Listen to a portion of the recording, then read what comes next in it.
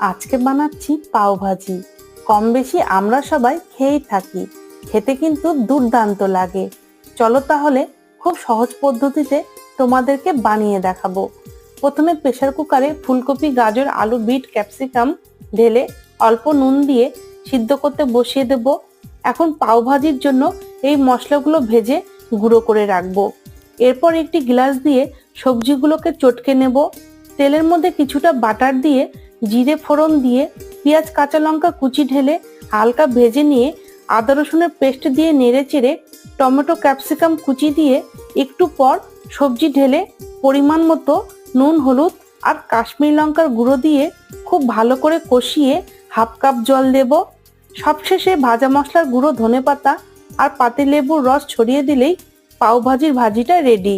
এবার ব্রেডগুলোকে বাটার আর ধনেপাতা দিয়ে সেঁকে পরিবেশন করছি। টাটা।